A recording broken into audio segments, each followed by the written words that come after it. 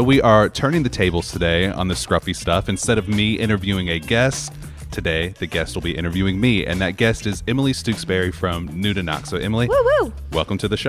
Thank you for having me. So I'm really excited to be able to share that Knox News is going to be partnering with New2Knox moving forward. Yes. A little bit of a media partnership. Obviously, you guys do a great job of connecting with people who are new here, and I like to think the podcast and some of the stuff at Knox News could serve that same audience. So what better time to collaborate, especially as a lot of people are moving to Knoxville. Absolutely. And with those people who are moving to Knoxville, I know when they get here, they have a lot of questions. And so the point of today's podcast is for you, Emilie, to share those questions with me, some of the most popular questions that you get, and I will answer them. But before we get started, just to remind everyone, the Scruffy stuff is brought to you by KnoxNews.com. So head on over to KnoxNews.com/subscribe to see our latest offers and support local journalism today. So at this point, I'm going to let you take over the show. Anything you want to ask? Oh my goodness. I have so many I personally have so many questions, but we also asked everybody on the interwebs their questions. So we compiled some of the most appealing, interesting. My first question, I actually live downtown, so this is personal. Okay. What is the situation on a downtown grocery store? Is that ever going to be a thing? So I did a story a few years ago, and downtown has changed a lot since then about why there hasn't been a downtown grocery store yet, because I imagine you get that question a lot. I get that question a lot. Everybody always wants to know. And when it comes to opening a grocery store, there's really a science, very specific formula to it, as in, you know, how far are the residents that would be immediately around this grocery store? What other grocery stores do they have options to? Within how many miles are they? Is there a bus nearby that can get them to a grocery store? And so if you think about downtown, right, there is the Publix that's really close by. Yes. And that's something that, it doesn't seem like it's downtown, but it is just a bus ride away. I will say there's like 3 or 4 grocery stores that I pick and choose from because they're all kind of close, right, but just far enough that I like to complain about the fact that there's not a grocery store downtown. Well, see, and the thing is, and I share that as well. And I live in South Knoxville, and so there actually is talks about a grocery store possibly coming to the building where High Wire and Fly By Night is. Chris Morton, who's a owner at South Coast and Alliance, is the one that's working on that. But I understand that. I do also hear a lot the complaint like, why would I live downtown? I got to drive to a grocery store. Well, everybody kind of has to drive to a grocery store no matter where you live. You're making too much sense, Ryan. Okay. You're making too much sense. But there is talks about there being possibly a grocery store in the new Old City baseball stadium development. I know they've planned some space over there. There's been some other talks, but in the meantime, there are some smaller spaces, right? You have the market on Gay Street where you can get some snacks on the run. You have the recently opened Ian's Market in the 100 block of Gay Street, which we know there's a lot of residents over there, so that's going to be handy. So there are options. There's ones close by. I really have loved Red Panda. Oh, yeah, Red Panda I am a Red Panda fangirl at this point. They're so nice and so helpful, and everything I've had has been delicious. Well, there you go. So there are 3 smaller options. Three Rivers Market is another one. I can't remember if I mentioned that's also nearby. But when the stadium opens and you're going to have a lot more residents living over there, you're going to have a lot more businesses over there. There's already talks about some space dedicated to a grocery store. It really comes down to the number of residents, like I said, the formula and how many other grocery stores are nearby. And we're not quite there, but we're moving that direction. So maybe soon. Okay. And South Knoxville could be even sooner. Okay, speaking of, well, not really speaking of, I personally have thought before the Greyhound bus station would be a great spot for a grocery store. Okay. I'm probably the only person who has thought that, but it's a real thought I've had. That being said, Greyhound bus station, the Black Horse on the corner right downtown Gay Street, some of those places, do we know what's coming up for those? Yeah, so there are a few empty spaces downtown, those 2 being some of the most prominent. The Greyhound bus station is one where I feel like we're probably going to have to wait and see, just because that that's so close to the baseball stadium that whatever is going to be put there is going to probably be something really cool. So that's exciting. I don't know what it's going to be. Probably not a small reno, though. That's going to be a time-consuming situation. Yes, and one thing that's interesting about it, I would love to see the owners lean into this, and the owners is Dewhurst Properties, which is some good news for anybody that's concerned about what that building might become, because they have a track record of doing a really good job of renovating old spaces and not tearing down and building new. So I have a feeling that building's going to stay. I have a feeling it makes sense to wait to see how the stadium plays out in the first couple years, or at least as it's getting closer to being built. I don't know if you noticed, that building is kind of in the shape of a baseball stadium on the corner, which I've always thought would be really cool to maybe do a sports bar there. We've talked about that on an episode before. Or I know one of the big things Randy Boyd is doing with the baseball stadium is he wants to incorporate black baseball history in the project. And I'm like, how cool would it be, some sort of, monument to that, or maybe a sports bar built around that. So that is just me sharing my ideas, which is not my job. Well, yeah, that sounds more fun than a grocery store, honestly. Well, grocery store would be good too. Okay, so what about Black Horse? So Black Horse is another one that we're still kind of waiting to see, but we do know the people that own it, Kennedy Concepts and HD Patel, which that's something that's exciting. If you're new to Knoxville and you're walking around and you see Hotel Clio and wondering what that is, that's HD Patel. He's the one behind that. And so that's a new boutique hotel that's coming, and that's also a French restaurant that's going to be coming there called Lilu that's going to be opening inside.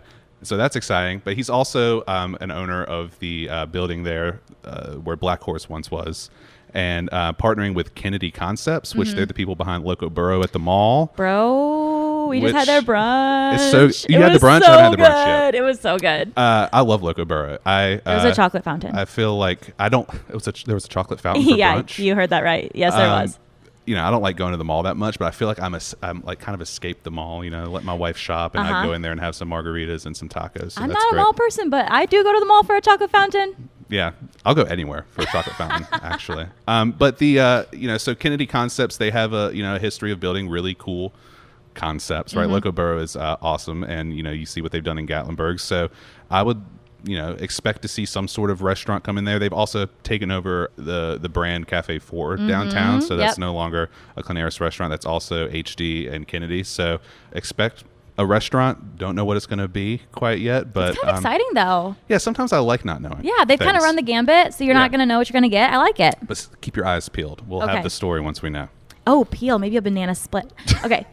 Now we're going to switch concepts completely. Okay. This question, what do you think, as a hard-hitting journalist, is the coolest apartment downtown?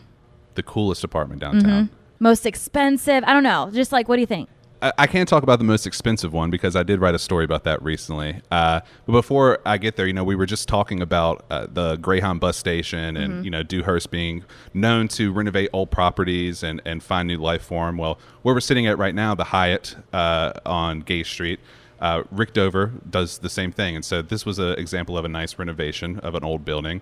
You look over at the old Tennessee Supreme Court building. Rick Dover renovated that to become the Tribute, which is this cool sort of Airbnb hotel apartment combo. That's actually in the old Supreme Court building. That building is very cool. Yeah, it's awesome. I thought that it was still the Supreme Court building up until this very exact moment. Have you seen the rooftop up there? No. It's not. I wish it was public like the 530 lounges here, but it's just for residents. But it's a really cool rooftop. Oh, I want to see inside that so bad. Yeah. I think that's such a pretty building. It's awesome. It's really cool too for like people who are like people that are going through med school or just going to be here for a little bit of time, maybe for a residency, because you can rent it out for a few months at a time, or you can just stay a night. Yeah, I like that it's an Airbnb because I feel like that's a whole new concept, a whole new building. It's not like taking already lived in spots and turning them into Airbnbs. It's like, no, we're just making some new ones here. where the court used to be. I mean, they have some of the like original marble and stuff in there from the court. It's really cool. That's what I'm saying. But right next door to that, Rick Dover also did Church and Henley Apartments, which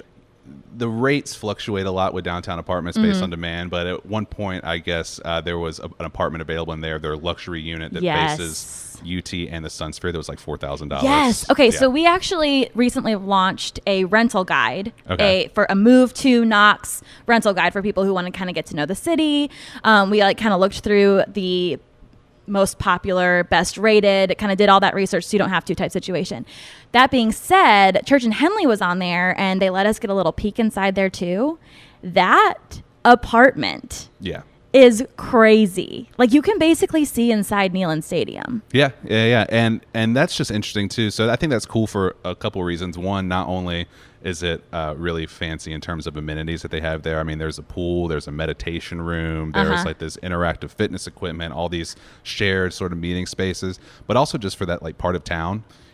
people who are new to Knoxville might not realize how dead that whole side of town used to be, because Henley Street it still is essentially just an interstate running through downtown. But now you have Church and Henley there, so it's cool that it's sort of expanding downtown towards campus. People sometimes feel like campus is a little disconnected from downtown, but the more stuff that you're seeing on that western side of downtown is making it a lot cooler area. That little, the Maker Exchange inside Marriott has been really cool, and like the Tennessean, obviously the Sun Sphere. I feel like it's like slowly but surely a worthwhile jaunt over there. Yeah, we should have copyrighted, but it's West Downtown Knoxville. We had a whole podcast about this new neighborhood that's forming West Downtown. So we'll see what happens over there. There's some other stuff perhaps in the works on that side of town. So is Knox News in charge of naming neighborhoods? Not at all, but but sometimes we I was like, I have so many questions. Sometimes we take it upon ourselves to coin it. Yeah. Okay, speaking of the Sun Sphere and the very popularly known West Downtown neighborhood, yes. Why is Knoxville called the Scruffy City?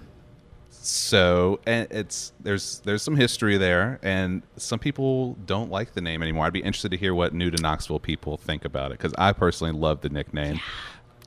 Scruffy at the time when we first were called the Scruffy City. Actually, we weren't called the Scruffy City at first. We were just called a Scruffy City by the Wall Street Journal. They meant it in a negative way. It was right before the World's Fair came here in 1982, and they had sent somebody to sort of, I guess, scope out Knoxville to see what the site was going to be all about. And they said, how in the world is a scruffy little city on the banks of the Tennessee River going to pull this thing off? And so that was the perception going in. We had the World's Fair. Years later, the name has stuck around. People kind of have taken it now, though. And this is where some of the debate gets in. Do we want to be called a scruffy city when scruffy means unkempt, shabby, all this stuff?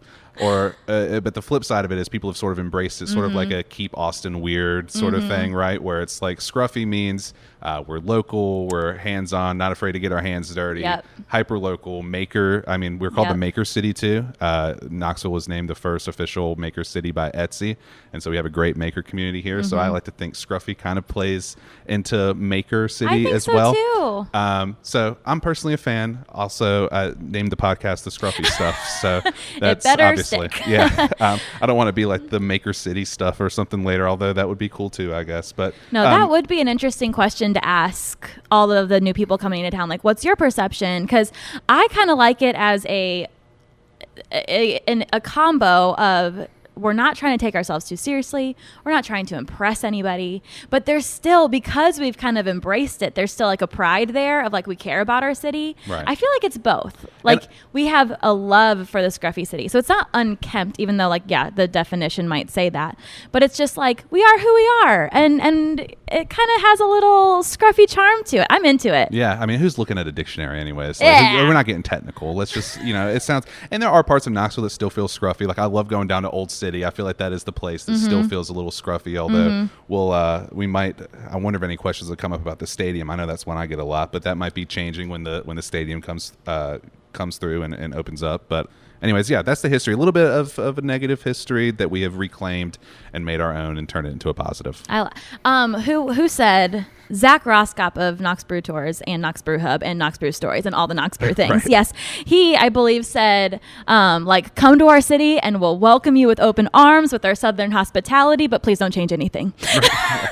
And by the way, I just want to plug to Zach Roskop of Fred Beans and Rice, which is exciting. So is that open? Have they officially? I don't think they've opened yet, but okay. I imagine new to Knoxville people are asking where to eat, and pretty soon there'll be a new place. So, absolutely. Yeah.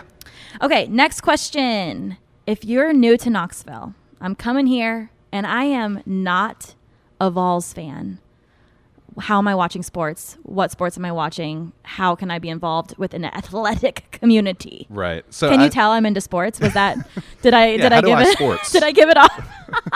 Have you seen Barbie? That's like what kin job. I seen Barbie? Please. My kin job is sports. How do I sports?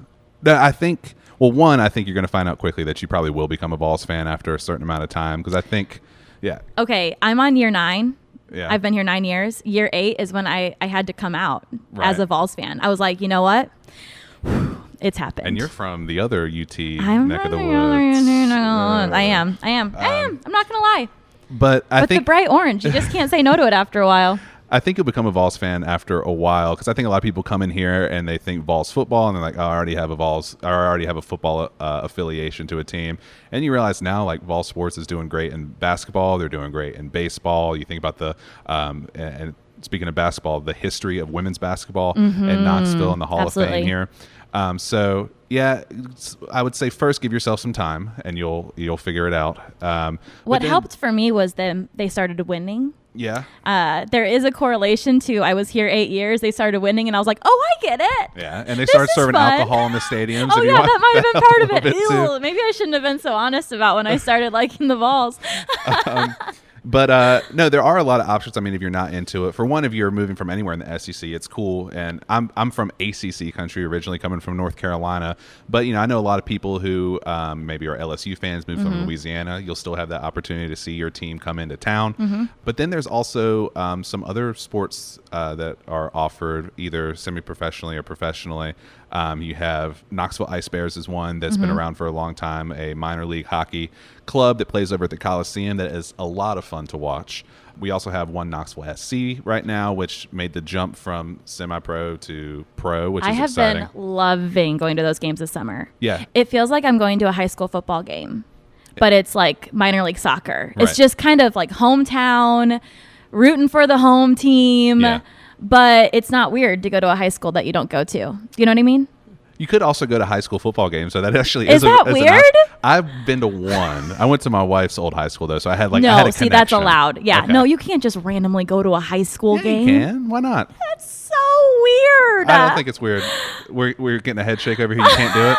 All right, other people are weighing in that you can't do it. Cool. It's just a good vibe. Knoxville games are just a good vibe. And what's really exciting is that if you are new to Knoxville and you're wondering what all that construction is over there in the old city, or if you're wondering what the old city is, I'm sure you probably have a lot more questions. It's not about called that. The Old Town. Yeah, there you go.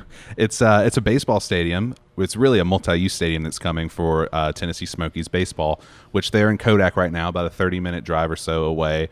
They're AA affiliate of the Chicago Cubs, but pretty soon they'll be moving to this new downtown stadium that's being built, and so we'll have minor league baseball in addition to minor league hockey, in addition to one Knox SC, like we said, who will be playing their home games eventually at the baseball stadium. So there will be other sports to rally around, and I think come 2025 when the stadium's supposed to open up, if you are into sports but don't like the Vols, just head down to the Old City. It's already sort of a nightlife destination, a music destination, a restaurant destination. I think pretty soon it's just going to become the place in downtown because once you throw sports into the mix as well, I think it's going to become incredibly popular. So, yeah. And also I would say head on over to Knox News and you can read about, if you are a soccer fan, some of the team affiliated bars that are around. There's a lot of bars and breweries that are, either a Manchester United fan or, you go here, or if you're a fan of another team, you go here. So there's ways to get involved. Absolutely. Almost like all year round too. Yeah.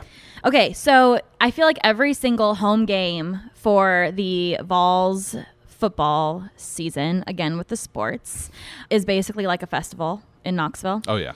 What other new festivals are that we've had some festivals be laid to rest over the last couple of years. Boomsday was one. Yep. A lot of people asked about.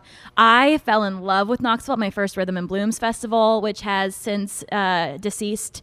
So what festivals have come onto the scene that we can be excited about with some of these faves that maybe people new to Knoxville are hearing people be like, oh, you should have been here for Boomsday. And you're like, well, right. what else is there then? Yeah, I know. I miss Boomsday. That ended right before I got here. I also miss Biscuit Festival, which I understand was a big one. But there have been some festivals that have sort of, I don't know if you could ever replace these festivals, but that have, kind of filled the gap. And so Rhythm and Blooms is one that went away, but since then we've gotten Southern Skies, which is over at World's Fair Park, which if you're new to Knoxville, World's Fair Park is just such a cool amenity to have in your downtown, to be able to have that much green space in the center of a city. And so I think Southern Skies is new. I would say expect maybe to see more festivals out there at World's Fair Park. They recently renovated that performance lawn, so there's able to get equipment in and out of there for festivals more. Oh, sweet. I know Big Ears Festival recently had and I'll talk about Big Ears in a second, but recently had an expansion of their programming after the festival was over. Maybe it was before. It wasn't during the actual festival weekend where they had some shows out there on the performance lawn. And so yeah, World's Fair Park is going to be your place for festivals. It used to be Market Square. You see a lot more happening on Market Square, but a lot of that has moved over to the park there. There's, unfortunately, a really cool festival that is semi-canceled, but I think it's going to be coming back is Sunset on Central. Yes. Which, oh, my goodness. I really hope it's coming back. I think it will. I think it will, too. I mean, they talked about they're going to try to gear up for 2024, but that's a great festival. You're into music, too. It's a free festival, so sort of a music discovery festival. Trying to think what else that's been coming up recently. I mean, if you're new, you probably haven't heard of Big Ears. Big Ears, you talked about, Tennessee football games being such a big event, every, however many Saturdays in the fall. Big Ears Festival kind of has such a huge impact over just one weekend, but it's comparable to the impact that, the University of Tennessee football has on downtown, where they have 4 days of just the best musicians in their fields from all over the world coming in, descending on Knoxville for a few days, and people from all over the world traveling to watch it too. So it's a big international audience, people from all over, and sort of the whole downtown gets taken over with music for 4 days, which is awesome. And it's really cool. You just walk around and you sort of hear people talking in other languages, and you see all the bars and restaurants full. So this was my first year experiencing Big Ears, actually, and it exceeded my expectations by a million. Like, it was so interesting.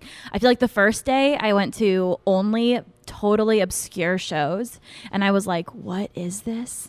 How and why? And then by the second day I was like, I am a new person and I understand music in a way I never have before. Like, you quickly change.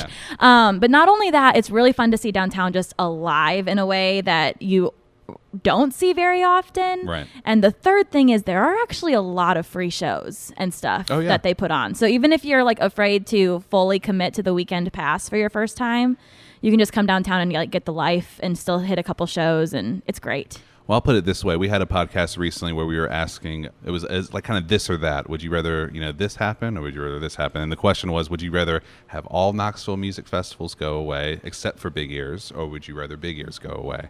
Which is a really tough decision to make, and I want neither one of those things to happen. But I end up saying keep Big Ears, because Big Ears has such a huge impact. But the reasoning I gave beyond that, which I think would be helpful for people who are new to Knoxville, is that even if all the other festivals go away, there's so many opportunities for live music in Knoxville when there aren't festivals going on. You think about having the Tennessee Theater right in downtown, across from the Bijou Theater, Tennessee Theater being the state theater of Tennessee, and you also have the Mill and Mine. You mentioned the free venues at Big Ears. Pilot Light's one of those. You have concerts over at Barley's. Just saw Adeem the Artist over the weekend play at Barley's, which is an incredible show. And you have even breweries now. Yeehaw has just expanded or opened up here with pretty much a little mini amphitheater, and so there's opportunities for live music. I don't know if you've heard New2Knox.com/live music. It's a great resource for all of the live music in Knoxville. Cool. Well, perfect. So then, so you can stay up to date with everything that's happening music wise, and props to y'all for keeping that calendar up, because I know that's a lot. That's a lot to. Well, there's always more than we even have. So there's always more going on in Knoxville than anybody can really tell you about, because it's, for a small, scruffy city, there's a lot going on. Yeah, for it's a fun place. Well, in addition to the concert calendar, I know you have a lot of other stuff over at New2Knox.com. What's the best way for people just to keep up with the stuff that y'all have going on? For sure. I would say 2 ways. One is just following us on Instagram, new2Knox. And then if you go to New2Knox.com, you can sign up for our newsletter. And we would call that something cute, but it's a newsletter. You know what I mean? Anyway, so that goes out just twice a month. We just try to keep you up to date with things going on around Knoxville, events and fun things. So that's probably the easiest way to stay up to date with what we're doing. If you are thinking about moving to Knoxville or moving around Knoxville, we also have that rental guide that we mentioned earlier, that's going to tell you about neighborhoods and fun rental properties and the most expensive apartment in downtown Knoxville that overlooks the literal Neyland Stadium. But yeah, there's a lot going on. We try to keep you up to date with it. Awesome. Well, you can also head on over to KnoxNews.com to read about the rental guide. We have a story about that over there, as well as some more information about this exciting partnership. And as always, we have newsletters too. So if you want to check out that podcast description, we're going to have a link to the Urban Knoxville newsletter, in addition to a link to the Urban Knoxville Facebook group, where you can keep up with things that are happening around downtown. You would hit that like or subscribe button on whatever platform you're listening on. That way you get a notification every time a new episode drops, or you can just come back on Tuesdays. And if you would, leave us a review. Tell us what you like about the show, what you would like to hear us talk about next. And as always, the Scruffy Stuff is brought to you by Knox News. So head on over to KnoxNews.com/subscribe to take advantage of our latest offers and sign up to support local journalism today. Wow. Off the dome. That was so good. Well, Emilie, thanks so much for being on the podcast again. I was this number 3? This is number now? 3. You might be the top. You might be the number 1 guest in terms of how many times you've been on the show. Number 1 guest, New2Knox, 3 times. Mic drop. I don't even meant to be. That's what that is. All right. I was going to say thanks again. Freeze frame, high five. We'll fade out some music or something. All right.